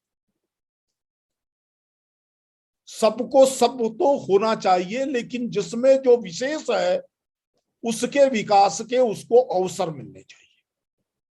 उसके लिए इंडिविजुअल टाइम स्पेन क्रिएट करना पड़ेगा। The technologies evolved in the very 21st century for teaching, learning, and import of knowledge are useful, helpful, ultimately fruitful for this type of atmosphere of learning. जैसे innovation कुछ नया करना नहीं है, कुछ नए तरीके से करना है। टेक्नोलॉजी के माध्यम से आज इनोवेशन की जरूरत है। टेक्नोलॉजी का उपयोग करते हुए education for all and quality education for all, इस अवधारणा को साकार किया जा सकता है। एनईपी 2020 बस यही है। एनईपी 2020 इसके सिवाय और कुछ भी नहीं है। किस प्रकार से सबको शिक्षा मिलेगी, किस प्रकार से सबको गुणवत्ता की शिक्षा मिलेगी, किस प्रकार से कृष्ण और सुदामा इस बड़े देश में बड़ी जनसंख्या और विपुल प्रकार के जलवायु और भौगोलिक डिविजन्स के होने के कारण से एक ही स्कूल में तो नहीं पढ़ सकते, पढ़ने वालों की संख्या तो बढ़ानी है, सब तक शिक्षा देनी है। तो कोई रिप्रेजेंटेटिव कृष्ण और रिप्रेजेंटेटिव सुदामा एक स्कूल में पढ़े, इसकी अपेक्षा सभी सुदामा सभी कृष्ण एक प्रकार की शिक्षा प्राप्त करें और उस शिक्षा में औसतीकरण का कानून न लागू हो, the best possible education. Technology उसमें सहायक है। टेक्नोलॉजी एक साथ दुनिया के विभिन्न भाषाओं में, विभिन्न संस्कृतियों में जो ज्ञान का विकास हो रहा है उसको अपनी भाषा में प्रस्तुत करते हुए टर्सरी लेवल के बजाय प्राइमरी लेवल पर क्रिएशन ऑफ नॉलेज का की क्षमता विद्यार्थी में निर्मित हो सके, इसकी दृष्टि से उपयोग है। इसकी दृष्टि से machine learning, machine translation, artificial intelligence जैसे जो टूल्स आए हैं उनका प्रयोग होगा। एक नई मेथोडोलॉजी है, मशीन और मनुष्य इन दोनों की ब्लेंडिंग की टेक्नोलॉजी है, टीचर और टूल के ब्लेंडिंग के टेक्नोलॉजी है। इन सारी परिस्थितियों का विचार करते हुए, इन सारी प्रकार की चीजों को सोचते हुए जब हम आगे बढ़ते हैं तब वास्तव में जाकर के एक सही स्थिति निर्मित होती है।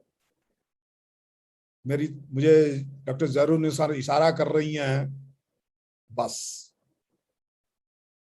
मैंने 5 मिनट बाकी है, मैंने ऐसा समझा है, और 5-7 मिनट में आपसे उधार मांगता हूं, यदि पार्टिसिपेंट्स तैयार हो तो हम अब इसके बाद कुछ सवाल ले सकते हैं, कुछ चर्चा कर सकते हैं। तब तक जितने सवाल आए थे मुझे लगता है मैंने सबकी तरफ संकेतित करने की कोशिश अवश्य की है। Yes, thank you so much for your thought-provoking lecture as well as enchanting, sir. We all are scratching our head because we are receiving so many questions as well as so many comments, and participants are praising you a lot. और वो कह रहे हैं such a unique lecture you have delivered and very practical lecture. So excellent lecture and wonderful lecture. These are the messages continuously we are receiving. But apart from that, there are so many questions, sir. पहले भी question थे, as I told you earlier कि हम बाद में ले लेंगे, और अभी भी बहुत सारे question हैं. So let's start with the very first question in which one of the participants has asked कि you are the professor of philosophy, as we all know that you are professor of philosophy, but today you have taught about literature as well. So do you think that there is a relationship between literature and philosophy, and how they can go hand in hand, and if they are different, so how they are different?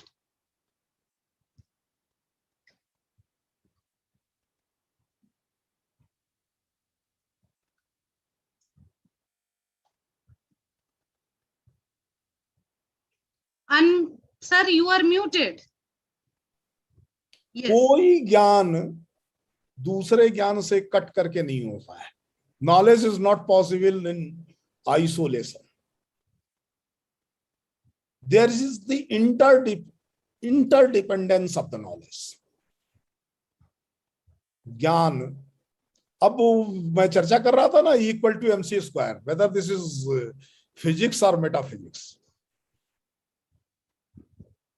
Physics हो तो जोड़ तोड़ करके दिखा देना पड़ेगा, आज तक तो नहीं दिखाया गया है, और मेटाफिजिक्स होता तो रेफ्यूट किया जा सकता था। स्टीफन हॉकिंग ने बड़ी कोशिश की, अपनी जिंदगी का अधिकांश हिस्सा इसी में खर्च किया और रेफ्यूट नहीं हो सका। that is the science and philosophy as well. Literature क्या है? जीवन के कठोर अनुभव, उन अनुभवों को शब्द देना, वाक्य देना, भाव देना, सुख दुख के अनुभवों को अभिव्यक्त करना, यही तो साहित्य है। तेरे मेरे रिश्ते की कहानी लिखना, यही तो साहित्य है। कब मेरे तेरे बीच कोई गांठ बंधी और कब खुल गई, और कब जिंदगी में गांठ ही गांठ पड़ गई, यही तो साहित्य है। तो गांठ को समझना फिलॉसफी है। गांठ खोल देना और गांठ बांध लेना, यह फिलॉसफी है। इसलिए साहित्य और दर्शन के बीच का रिश्ता तो पुराना है। जिन्होंने केवल फिलॉसफी की, उन्होंने केवल लॉजिक किया। जिन्होंने वास्तव में फिलॉसफी की, दर्शन किया, तत्व ज्ञान किया, त्रिआयामी संसार से आगे जाकर के चौथे आयाम को दुनिया के देखने की कोशिश की, उन्होंने कालजयी साहित्य की निर्मित की।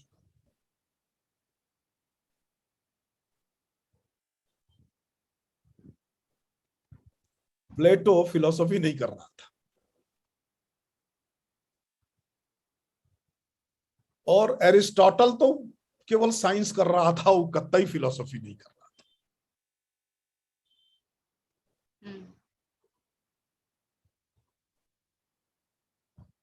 और कह रहे हैं जिसको father of philosophy Europe west ने माना, थेलिस, वो तो कविता कर रहा था, गणित को कविता के माध्यम से अभिव्यक्त करने की कोशिश कर रहा था।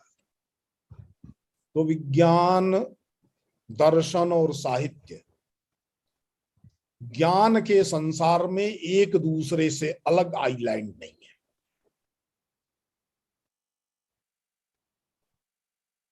एक दूसरे से संबद्ध है। एक ज्ञान का दूसरे ज्ञान से संबंध ना हो तो ज्ञान कहना मुश्किल हो जाएगा। जब अलग अलग होता है तो केवल इंफॉर्मेशन होता है, जब इकट्ठा आता है तो ज्ञान होता है। हमने एक अध्यापक के रूप में सूचनाओं के वितरणकर्ता की भूमिका को जब से स्वीकार कर लिया, अब बढ़ गई ना बहुत सूचनाएं। इतनी सूचनाएं एक आदमी दे भी नहीं सकता है, इसलिए स्पेशलाइजेशन का जमाना आया। और मजाक होता है मेडिकल साइंस में कि एक आदमी है जो वो आंख का विशेषज्ञ है। अब आंखों के बारे में तो विशेषज्ञता बहुत बड़ी। अब वो ठीक है, आंखों का विशेषज्ञ है, फिर वो आंख में भी क्या है, रेटिना का विशेषज्ञ है। उससे आगे वो दाएं आंख की रेटिना का विशेषज्ञ है कि बाएं आंख की रेटिना का विशेषज्ञ है, रेटिना के सामने के हिस्से का विशेषज्ञ है, पिछले हिस्से का विशेषज्ञ है, उसकी विशेषज्ञता बदलती गई।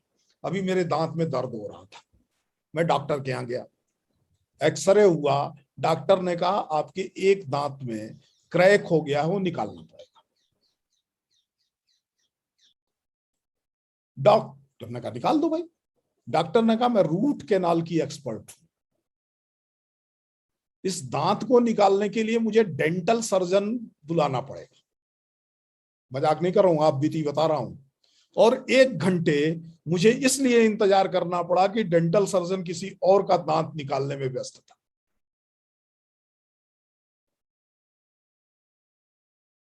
अब केवल दांतों का डॉक्टर होगा, यही हम लोगों को चौंकाने वाली बात आई। फिर दांतों में भी अलग अलग हिस्से के दांतों के डॉक्टर होंगे और अलग अलग विकृतियों के दांतों के डॉक्टर होंगे। ये कल्पना क्यों हुई? सूचनाएं बढ़ती गई इसलिए। उन सूचनाओं का सम्यक उपयोग मनुष्य के स्वास्थ्य रक्षा के लिए हो, मनुष्य को दर्द से मुक्ति का हो। दांत का दर्द क्या केवल दांत में ही होता है कि दिमाग में भी होता है? दर्द तो सब दिमाग में होता है। तो दिमाग के डॉक्टर और दांत के डॉक्टर के बीच जो रिश्ता है वो रिश्ता ज्ञान है। इसलिए हम सब थोड़ा सोचेंगे तो ध्यान में आएगा, हम सब बहुत कुछ जानते हैं, उसको जोड़ते नहीं है। ये जोड़ने का क्रम, हम एनालाइज तो बहुत करते हैं, सिंथेसाइज कुछ भी नहीं करते हैं। तो एक सिंथेटिकल अप्रोच टीचर को रखनी पड़ेगी, और इन रिश्तों को ज्ञानानुशासनों से बाहर ले आते हुए ट्रांस डिसिप्लिनरी अप्रोच में सोचना ही एडवांसमेंट ऑफ नॉलेज है एंड इनोवेशन ऑफ टीचिंग है। Thank you very much, sir. Now I am taking another question. It is from one of the participants, and he said that what are the future of traditional teaching methods in the age of technology? जवाब तो मैंने दे दिया है। जी, technology का एक tradition है। Tradition का मतलब पुराना होना नहीं होता, ट्रेडिशन का मतलब कंटिन्यू होना होता है, निरंतरता का होना ट्रेडिशन है। ट्रेडिशन कोई फोक आइडिया नहीं है। ट्रेडिशन का मतलब ये कि वो कंटिन्यूटी है। जी जी जी बिल्कुल। इसलिए पहला उपकरण जो बना होगा उससे लेकर के ये टेक्नोलॉजी के नाम पर हमने आईसीटी के विभिन्न मोड जो मान लिए हैं, तक मनुष्य के द्वारा समझ को विकसित करने और ज्ञान को विस्तारित करने के साधनों का विकास है। अब एक किताबों की लाइब्रेरी और एक डिजिटल बुक की लाइब्रेरी, यानी कागज की किताबों की लाइब्रेरी और डिजिटल बुक लाइब्रेरी, ई लाइब्रेरी, इसके बीच कोई क्वालिटेटिव अंतर है क्या? भौतिक अंतर जरूर है। हम इस भौतिकता से परे जाकर के जब ज्ञान को केंद्र में करके विचार करेंगे, तब ध्यान में आएगा कि उपलब्ध कालखंडों में शिक्षण के लिए जो तकनीक उपयोग होती थी वह आधुनिक तकनीक थी। मैंने कुछ चीजें दोहराई नहीं, क्योंकि दोहराना ठीक नहीं है। यूट्यूब पर है, मैंने पहले ही दिन कहा था कि जब लकड़ी की तख्ती पर सफेद मिट्टी से लिख करके शिक्षक ने पढ़ाना शुरू किया था, तब से हम ब्लैक बोर्ड पर चाक से लिखने वाले बने, फिर व्हाइट बोर्ड पर राइटर से लिखने वाले बने, फिर डिजिटल बोर्ड पर स्टाइलस से लिखने वाले बने, फिर उसके बाद से हमने ये सब बंद कर दिया और हम बोलते हैं, और डिजिटली वो टेक्स्ट ट्रांसफॉर्म, वो जो है टेक्स्ट के रूप में विद्यार्थी को प्राप्त हो जाता है। हम टेक्स्ट को डालते हैं और स्पीच के रूप में स्टूडेंट को प्राप्त हो जाता है। ये विकास टेक्नोलॉजी है, लेकिन इसमें बेसिक आइडिया एक ही है।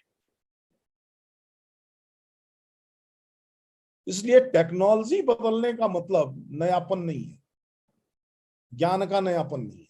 टेक्नोलॉजी बदलने का मतलब पद्धति का भी नयापन नहीं है। टेक्नोलॉजी बदलने का मतलब केवल टूल का नयापन है। दोनों तो पेडागोजी बहुत बदली है। हाँ, कुछ नए प्रकार के प्रयोग, ब्लेंडेड जिसको हम कह रहा हूं, किस मैंने कहा फ्लिप क्लासरूम के रूप में एक अवधारणा आई, वो सबसे नई अवधारणा है ज्ञान के विस्तार की दृष्टि से। 60 की सीमित कक्षा, 30 की सीमित कक्षा से हम एक 600-700 की कक्षा, ये जो परिवर्तन कर रहे हैं, ये मनुष्य के द्वारा संसाधनों का विकास है, इससे आगे कुछ भी नहीं है। और ये जो ट्रेडिशन है, ट्रेडिशन ऑफ नॉलेज है, ये tradition of quest of knowledge है। इस रूप में जब हम समझेंगे तब ट्रेडिशन का अर्थ समझ में आएगा। पहला सवाल और पहला उपकरण आज भी उतना ही मूल्यवान है जितना दुनिया की किसी आधुनिकतम लेबोरेटरी में किसी इससे आगे के नए उपकरण के विकास के प्रयास चल रहे होंगे। सर, एक क्वेश्चन मेरे दिमाग में भी आ रहा है। I just want to take a privilege to ask this question to you. That you said that knowledge is the culmination of all discipline. क्योंकि अगर आप सेपरेट करते हो तो it is not knowledge. Knowledge सबको एक साथ बांध देता है। तो why we have such classification in knowledge? Why we have various discipline? बताया तो ना कि सब एक ही व्यक्ति के दिमाग में नहीं आ सकता है ना। तो why do we have philosophers like Plato and Aristotle, who are father of so many things. नहीं, उसी बात का कि उस समय सूचनाएं कम थी, वो ज्ञान नहीं है, वो सूचनाओं के कारण बढ़ा है. Knowledge is not divided. The information is bundled in the packets. तो ये जो स्पेशलाइजेशन है, this is specialization of the information, not of the knowledge. Socrates के समय नॉलेज वर्च्यू था, आज भी नॉलेज वर्च्यू है. And virtue can't be divided in piecemeal. Very true, sir. Very true. There is another question, sir. You have already answered, but one of the participants want to know more about NEP, as you have mentioned, and the participant is saying, please reflect a little bit more about that. You are muted, sir. You are muted. कर लेता हूं जी. हाँ, तो पूरा एक chapter है NEP में, और मुझे लगता है कि वो सबको पढ़ लेना चाहिए, बहुत सीधी सरल भाषा में. शॉर्ट में बताइएगा सर. नहीं, मैं बताने ही नहीं जा रहा हूं, मैं सिर्फ ये बता रहा हूं इन टीचर्स को, NEP का जो पॉलिसी डॉक्यूमेंट है, उस पॉलिसी डॉक्यूमेंट में information communication technology, digital tools के उपयोग का एक पूरा चैप्टर है. उस चैप्टर को पढ़ना चाहिए. वो स्पेशलिस्ट्स के लिए नहीं है, वो टीचर के लिए है, क्योंकि हमको वह मूल्यवान है ये समझ में आएगा तो उसका प्रयोग कठिन नहीं है. वो ज्योग्राफिकल जो डिवाइड है उसको दूर करेगा. वो एक समय में जो लिमिटेड नंबर है पढ़ने वाले लोग और पढ़ाने वाले संस्थाओं की में दाखिले की सीमा, उसको दूर करेगा. छूट गया है क्लास तो उस क्लास को बाद में स्टूडेंट ले सके, इसको भी दूर करेगा. इस प्रकार के तमाम फायदे हैं उसके. इसलिए एक्सटेंसिव यूज ऑफ टेक्नोलॉजी की बात कर रहे हैं. अब एक्सटेंसिव यूज सामान्य तौर पर तो खराब लगता है कि एक्सटेंसिव यूज ऑफ टेक्नोलॉजी ये मनुष्य को क्या बनाएगा, मनुष्य से मशीन तो नहीं बना देगा. लेकिन जब extensive use of technology with the purpose to acquire the knowledge ये होता है, तो मनुष्य की सीखने की क्षमता और मनुष्य के सिखाने की क्षमता का विकास करता है, विस्तार करता है. और एजुकेशन फॉर ऑल ये जो लक्ष्य है, ये लक्ष्य प्राप्त होगा. अब 10 मिनट से अधिक ज्यादा हो गया. शेष आप बताइए, मुझे क्या, छोटे छोटे सवालों में बोलना आसान होता है. जी सर, हमने बहुत सारे क्वेश्चन ले लिए हैं और बहुत सारे क्वेश्चन मैंने कंजॉइन कर दिया है. एक लास्ट क्वेश्चन ले रही हूँ sir, because we are also running short of time. The question is related to your the point you have just made related to technology, that technology's use should be extensive in an extensive mode, and we have lot of benefits of technology in our today's education and the education we have been getting. Now हम सवाल पूरा 2 साल से हम सारे लोग 2 session से extensive use of technology के ही कालखंड में जी. ये वर्क फ्रॉम होम में टीचर सब तक पहुंचने के लिए एक्सटेंसिव यूज ऑफ टेक्नोलॉजी कर रहा था. मैंने पहले भी कहा था, हमने email, WhatsApp, tele conferencing, Zoom conferencing system, Google Meet, इस प्रकार के conferencing system, different forms of the class, digital classroom, इन सब का प्रयोग किया. हमने खूब इस समय डिजिटल लाइब्रेरीज का भी प्रयोग किया, ई लाइब्रेरीज का भी प्रयोग किया, हमने खूब ई बुक्स का भी प्रयोग किया और अपने विद्यार्थी को भी बताया है. पर सर आपको ये नहीं लगता है कि ये टेक्नोलॉजी एक डिवाइड भी क्रिएट कर रही है बहुत ज्यादा? मतलब there are demerits of technologies as well. Technology divide को पार पाना आसान है, वह कम प्रयास से हो जाएगा, कम संसाधन लगाने से हो जाएगा. लेकिन सबके लिए एक बड़ी रचना खड़ी होगी और एक क्लासरूम में उस उम्र के सभी विद्यार्थी भारत जैसे देश में आ जाएंगे, ये अभी 100 साल आगे की बात है, लेकिन यह 2 साल 3 साल में प्राप्त किया जा सकता है. So that extensive use of technology is required. Thank you so much sir, आपने इतना अच्छा और मुझे लगता है it is really fruitful lecture for our participant as well as our teachers. Means हम लोगों के लिए भी ये बहुत ही अच्छा और फ्रूटफुल लेक्चर है, and I hope that participants have enjoyed a lot. It is very much explicit to their messages. मैं आपको सेंड भी करूंगी the messages which I have received from participant. बहुत ही lovely messages they have given to us. और इसी के साथ मैं इस आपको फिर से एक बार धन्यवाद करना चाहूंगी. धन्यवाद sir for accepting our invitation and sparing a time. We all know that you are very busy person, but still you have spared your valuable time for us and shared your ideas with us. So thank you very much. And this is not the end, but I must say this is the beginning, and we will call you again and again for sharing your ideas with us again and again. So with these line of thought, I must say that thank you. So Madhu, if you want to say something to sir. Sir, thank you so much. मुझे लगता है हमने पकड़ रखा है sir को. Sir को पकड़ रखा है. सर जो है शब्दविद की जगह अब हमें अर्थविद भी सर ने बना दिया. तो टेक्नोलॉजी को लेकर बहुत सारे अर्थ जो है हमारे सामने आए हैं, और इतनी सारी बातें सर ने जहाँ गुरु परंपरा से लेकर के और जितनी बातें सर ने कही है टेक्नोलॉजी को लेकर, स्टोरी टेलिंग का सर जो मेथड आप बता रहे हैं बहुत फेमस हो चुका है आजकल, और उसको लेकर भी आगे लोग बढ़ रहे हैं, और पेडागोजीज में किस तरह से चेंजेस आ रहे हैं उसकी भी बात सर ने की है. तो मुझे लगता है जरूर इससे अच्छा लेक्चर, मुझे लगता है पार्टिसिपेंट सर लगातार लिख रहे हैं, हम लोग मैसेजेस देख रहे हैं, क्वेश्चंस देख रहे हैं, उसमें लगातार वो लिख रहे हैं कि कितना विश्लेषणात्मक सर का व्याख्यान रहा है और बहुत ही अच्छा रहा है. तो सर आपको पुनः हम सुनना चाहेंगे, और सर ये हमारा अधिकार मैंने समझ लिया है कि आपको जब चाहेंगे हम बुला लेंगे. तो इस अधिकार से हमें वंचित मत कीजिएगा कभी भी. तो अधिकार पूर्वक आपको जरूर बुलाएंगे सर, और आपको हमारे इस विनती को स्वीकार जरूर करना पड़ेगा हर बार. I do remember, Madhu, I had a word with sir before this lecture, and I knew that the situation is really precarious where sir is there. मतलब इंटरनेट की कनेक्शन की प्रॉब्लम है, ये सारी भी problem sir is facing, and I can C connection कभी आ रहा था जा रहा था, but sir lastly you have made it. आपने इस चीज को कर दिया, and that is such a grateful thing.